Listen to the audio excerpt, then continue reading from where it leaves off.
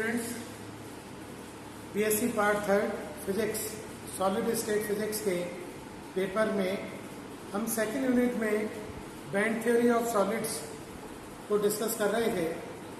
Last two classes के अंदर हमने सॉलिड्स में बैंड फॉर्मेशन, पीरियडिक पोटेंशियल और ब्लॉक थ्योरम को डिस्कस किया।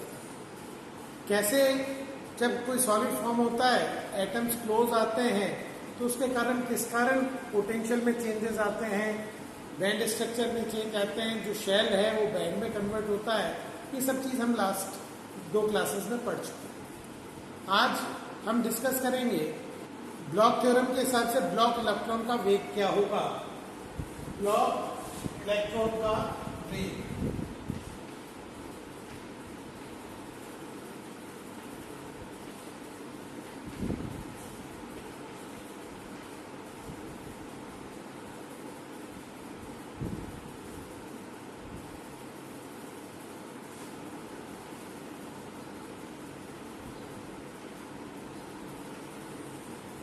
थ्योरम के हिसाब से हमने लास्ट टाइम पे ब्लॉक थ्योरम के स्टेटमेंट की बात करी कि एक आइगन फंक्शन भी होगा, उसका वो भी अपने आप में पीरियडिक होगा। अब अगर कोई ब्लॉक इलेक्ट्रॉन है तो उसका वेग क्या होगा, अभी हम डिस्कस करते हैं। देखिए, ब्लॉक इलेक्ट्रॉन में जो वेग होगा वो ग्रुप वेलोसिटी के फॉर्मूले से dw/dk होगा। मीन्स एक इलेक्ट्रॉन का वेग vg = dw/dk होगा। किसी भी इलेक्ट्रॉन की एनर्जी h×ओमेगा होती है। अगर मैं इसको डिफरेंशिएट करूं तो ये हो जाएगा dE/dk with respect to k। अगर मैं डिफरेंशिएट करता हूं तो ये हो जाएगा, और इस तरह से जो वेलोसिटी आ जाएगी, इसको हमने dw/dk dω/dk लिखा, that will be 1/h×dE/dk। It's mean अगर मेरे पास E के रिलेशन है, क्योंकि बैंड के अंदर जो सबसे इंपॉर्टेंट कैरेक्टराइजेशन है कि एनर्जी K का फंक्शन है, तो जो E के ग्राफ है वो इंपॉर्टेंट है। तो अगर dE/dk मुझे नोन है तो मैं उस जगह इलेक्ट्रॉन का वेग ज्ञात कर सकता हूँ, उसकी वेलोसिटी फाइंड आउट कर सकता हूँ। तो जो ब्लॉक इलेक्ट्रॉन का वेग होगा वो होगा 1/h×dE/dk। अदर वर्ड्स में हम ये कह सकते हैं dE/dk क्या है, ये E के ग्राफ का स्लोप है। मीन्स अगर E के ग्राफ में जैसे जैसे स्लोप में चेंजेस आएंगे वैसे वैसे वेग परिवर्तित होगा। यानी E के ग्राफ से अगर E वेरी कर रहा है तो इन ब्लॉक इलेक्ट्रॉन का वेग भी वेरी करेगा। मान लीजिए अगर मैं 3 डायमेंशन में बात करूं तो से x कंपोनेंट का वेग हो जाएगा 1/h×del Vy आ जाएगा 1/h×del और pz हो जाएगा 1/h×del अगर वेक्टर नोटेशन में बात करते हैं तो वेग हमारा होगा vx i cap plus vy j cap plus vz k cap. In values को मैं सब्स्टिट्यूट करता हूं तो मेरे पास ब्लॉक थ्योरम से वेग आ जाएगा। अब देखिए 1/h× मैंने कॉमन ले लिया, ये बच जाएगा आयोटा i vx हो गया del E/del kx i cap plus del E/del ky j cap plus del E/del kz k cap. इसको मैं चाहूं तो डेल ऑपरेटर में लिख सकता हूं। ये डेल ऑपरेटर थोड़ा डिफरेंट है। ये नॉर्मल डेल ऑपरेटर जो XYZ स्पेस में होता है उसकी जगह K स्पेस में है। ये रिप्रेजेंट करता है कि ये K समष्टि में है। तो इस तरह से अगर हम 3 डायमेंशनल में बात करें तो एक ब्लॉक थ्योरम से जब हम ब्लॉक इलेक्ट्रॉन का वेग निकालते हैं वो वेग होगा 1/h×del K E। Means E का वेग का एक्स कंपोनेंट भी है, Y भी और Z भी। हमारा नेक्स्ट टॉपिक है, हमने ब्लॉक इलेक्ट्रॉन का वेग ज्ञात किया। एक ब्लॉक इलेक्ट्रॉन का वेग होता है 1/h×dE/dk। मीन्स E के ग्राफ का स्लोप। यह हम दो कंडीशन डिस्कस करते हैं एक कंडीशन है जब मुक्त इलेक्ट्रॉन का वेग ज्ञात कर रहे हैं जब आवर्ती विभव का मान 0 है। आवर्ती विभव का मान 0 होने का मतलब है कि इस समय जो मुक्त इलेक्ट्रॉन है उसकी ऊर्जा का सीधा सा सूत्र हम काम में लेंगे h×2 k²/2m। जैसे हमें h×2 k²/2m पता है तो हमने इसको डिफरेंशिएट किया dE/dk। अब देखिए h×2m कांस्टेंट है, k² का डिफरेंशिएशन 2 क्या आएगा और ये 2 और 2 कैंसिल। इट्स मीन अगर मैं वेग की बात कर रहा हूँ तो वेग का सूत्र होगा 1/dE/dk। अगर ये मैं मान रखता हूँ तो ये आएगा 1/h×k/m। h और h भी कैंसिल हो गया और मेरे पास वेग का सूत्र आ गया, h×k/m। यानी एक मुक्त इलेक्ट्रॉन का जो वेग है वो है h×k/m। फर्दर देखें h क्रॉस को हम चाहें तो h/2π लिख सकते हैं, k को हम चाहें तो 2π/λ लिख सकते हैं। तो यहाँ पर फर्दर और देखें तो हमारे पास ये आ जाएगा h/1/m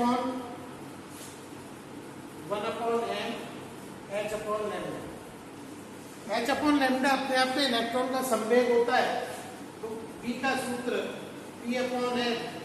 तो एक नॉर्मल नोटेशन की बात है, यानी एक साधारण कण का जो वेग होता है, सामान्य मैकेनिक्स में हम कहते हैं कि जो संवेग होता है वो mv होता है। यहाँ से भी वही रिलेशन आ रहा है। इसका मतलब जो मुक्त इलेक्ट्रॉन है उसका द्रव्यमान वही द्रव्यमान अज्यूम कर सकते हैं जो उसका वास्तविक द्रव्यमान है। जब हम बैंड में बात करेंगे तो परिस्थितियां अलग आएगी, उनको आगे बात करें। तो अगर सबसे पहले मैं पहली स्थिति की बात करूँ, एक मुक्त इलेक्ट्रॉन का वेग ज्ञात करना है तो मेरा मुक्त इलेक्ट्रॉन का वेग बड़ा सिंपल सा एक साधारण कण, यानी मुक्त इलेक्ट्रॉन एक सामान्य कण की तरह ही उसका वेग है, वो अपने आप में p/m यानी उसका संवेग डिवाइडेड बाय द्रव्यमान कह सकते हैं, या h×k/m होगा, यानी मुक्त इलेक्ट्रॉन का वेग नियत है। अब हम जो सेकंड पार्ट आता है, इलेक्ट्रॉन का वेग जब आवर्ती वेग 0 नहीं, जब आवर्ती वेग 0 नहीं है उस अवस्था में बात करना चाहते हैं। क्योंकि जब आवर्ती वेग 0 नहीं है तो वहां पर ई के अपने आप में एक ई की वैल्यू कांस्टेंट नहीं होके एक ग्राफिकली चेंज होती है। मैं अब फर्स्ट ब्रिगेडियर जोन के अंदर बात करता हूँ, जब के का मान π/a और -π/a के बीच में ई के वेरिएशन की बात करूँ तो ये चित्र बता रहा है कि फर्स्ट ब्रिगेडियर जोन के अंदर ई के का वेरिएशन क्या एनर्जी के अकॉर्डिंग वेरी कैसे हुई है। यह एनर्जी कांस्टेंट नहीं है, और जब एनर्जी कांस्टेंट नहीं है तो वेलोसिटी भी वेरिएबल होगी, क्योंकि इसका जो स्लोप है वो हर पॉइंट में वेरी कर रहा है। आप देखिए अगर मैं यहाँ पे बात करूँ तो इन दोनों पॉइंट में जो टॉप मोस्ट पॉइंट है दोनों पे स्लोप 0 है, लोएस्ट पॉइंट पे स्लोप 0 है, लेकिन यहाँ और यहाँ स्लोप कहीं पॉजिटिव और कहीं नेगेटिव है। मीन्स ई के ग्राफ का स्लोप रेगुलरली चेंज होगा। जब ई के ग्राफ का स्लोप रेगुलरली चेंज होगा तो वेलोसिटी भी चेंज होगी। आप यहाँ से देखें, यहाँ पर इस एक्सट्रीम पे बात करूँ, क्योंकि यहाँ पर ई के ग्राफ का स्लोप 0 है तो यहाँ वेलोसिटी 0 होगी। जैसे जैसे हम इससे नीचे आएंगे तो हम फाइंड आउट करेंगे कि इसका नेगेटिव मैग्नीट्यूड इंक्रीज होगा और एक पर्टिकुलर पॉइंट पे वेलोसिटी मैक्सिमम हो जाएगी, और देन वेलोसिटी अगेन डिक्रीज होते होते बॉटम पॉइंट पे अगेन 0 होगी। बॉटम पॉइंट अगेन वो है जहाँ dE/dk 0 है, मीन्स ई के ग्राफ का स्लोप 0 है। मीन्स यहाँ से लेके यहाँ तक k की वैल्यू -π/a से लेके 0 तक हमारा ई के का स्लोप 0 से 0 पहुंच रहा है। इस ड्यूरेशन में वेलोसिटी ग्राफ की बात करें तो ये साइनोसॉइडल नेगेटिव जो क्वाड्रेंट है उसके अंदर चल रही है, वेलोसिटी नेगेटिव है, 0 से मैक्सिमम गई देन 0। फिर हम अगर इससे आगे k की वैल्यू पे जाते हैं 0 से π/a जोन में, तो हम फाइंड आउट करते हैं वापस सबसे पहले v की वैल्यू बढ़ती है, इंक्रीज होती है, देन फाइनली डिक्रीज। तो जब हमारा इलेक्ट्रॉन के वेग की बात करेंगे, जब पीरियडिक पोटेंशियल हमारा 0 नहीं है, वहां पर अगर देखें तो उस कंडीशन में फर्स्ट बिलियरी जोन के अंदर वेलोसिटी भी वेरिएबल है, वो एक तरह से साइनोसाइडल ग्राफ की तरह है, उसमें कंटिन्यूस वेरिएशन हो रहा है, जो मैंने यहाँ पर रिप्रेजेंट किया है। हमारा नेक्स्ट टॉपिक है बैंड में अवस्थाओं की संख्या। यहाँ पर हम एक एन जालक बिंदु वाले एक विमीय क्रिस्टल पे विचार करते हैं, जिसमें जालक के मध्य की दूरी a है। चूंकि ब्लॉक के हिसाब से यहाँ पर जो फंक्शन होता है वो पेरियोडिक होता है, कहीं ना कहीं ठोसों के अंदर हम डी ब्रोगली हाइपोथेसिस को वैलिड मानते हैं, तो बाउंड्री कंडीशन में हम ये मानते हैं कि एल डिस्टेंस में पेरियोडिसिटी होनी चाहिए। तो अगर किसी एक्स जगह तरंग फलन साई एक्स से दिया जाता है तो इसका मान x प्लस एल पे भी समान होना चाहिए, पेरियोडिसिटी को फॉलो करेगा। इट्स मीन अगर eigen function psi x must be equal to psi x plus L. Bloch theorem से हम जानते हैं साई एक्स का मान होता है you k x e iota k x, अर्थात साई एक्स प्लस एल हो जाएगा u k x plus l e iota k x plus L. क्योंकि ब्लॉक थ्योरम के हिसाब से अगर फंक्शन पेरियोडिक है तो जो पोटेंशियल है ये भी पेरियोडिक होना चाहिए।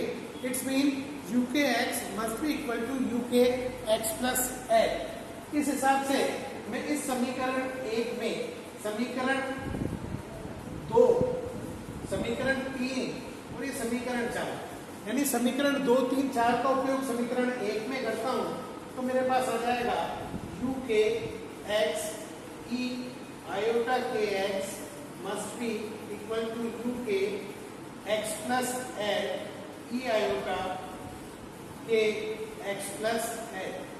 आप देखिए ये और ये कैंसिल हो जाएगा इक्वेशन नंबर 4 से, अर्थात e iota k x must be equal to e iota k x e iota k dot L. क्योंकि ये पोटेंशियल सेम है, इक्वेशन नंबर 4 से ये कैंसिल हो गए, यहाँ बाकी बच गया e iota k dot x और यहाँ बच गया e iota k dot x plus l. Again ये दोनों कैंसिल हो जाएंगे, इसका मतलब e iota k dot l must be equal to जी। ये वैल्यू 1 होगी यदि ये इक्वल हो जाए 2 पाई एन, क्योंकि e raise to power iota 2 pi n 1 के इक्वल हो जाएगा। तो इसका मतलब ये हो गया कि k by n must be equal to 2 pi n, या n का मान हो जाएगा k l अपॉन 2 पाई। यहाँ से हम n का मान ज्ञात कर सकते हैं कि नंबर ऑफ स्टेट्स क्या होंगी। तो देखिए अगर स्मॉल रेंज dn की बात करें, नंबर ऑफ स्टेट्स हो जाएगी l अपॉन 2 पाई dk। फर्स्ट बिलियरी जोन की बात करता हूँ तो फर्स्ट जोन के अंदर इसको मैं इंटीग्रेट कर देता हूँ, ये इंटीग्रेट हो जाएगा dk minus pi by a 2 pi by a. तो जब मैं इसे इंटीग्रेट करता हूँ तो ये आ जाएगा l अपॉन 2 पाई, ये इंटीग्रेशन होकर हो जाएगा 2 पाई बाय ए। या नंबर ऑफ स्टेट्स हो जाएगी n बाय ए। हमारे इनिशियल से हम यहाँ लिख सकते हैं कि this will be equal to n, यानी अगर n जालक बिंदु है तो नंबर ऑफ स्टेट्स भी कितनी होगी n। यहाँ ध्यान देने की बात है कि फर्स्ट बिलियरी जोन के अंदर अगर n हमारा जालक बिंदुओं की संख्या है तो वहां पर नंबर ऑफ स्टेट भी कैपिटल N के इक्वल होगी। पॉलीज एक्सक्लूजन प्रिंसिपल के हिसाब से एक स्टेट में 2 इलेक्ट्रॉन होते हैं तो इलेक्ट्रॉन की संख्या 2n हो जाएगी। नंबर ऑफ स्टेट n है but number of electrons 2n है। इस तरह से आज का हम यह टॉपिक कंप्लीट करते हैं। आज हमने बहुत छोटी सी 2 चीज़ों को डिस्कस किया है। फर्स्ट हमने ब्लॉक इलेक्ट्रॉन की वेलोसिटी की बात करी है। फ्री इलेक्ट्रॉन की वेलोसिटी कांस्टेंट एक सिंपल पार्टिकल जैसी है, लेकिन जब हम किसी ई के मतलब जहाँ बैंड में बात करते हैं जहाँ ई के ग्राफ में वेरिएशन है तो वहाँ जो वेलोसिटी है वो वेरिएबल है और फर्स्ट बिलियरी जोन के अंदर वो साइनोसॉइडल वेरी कर रही थी।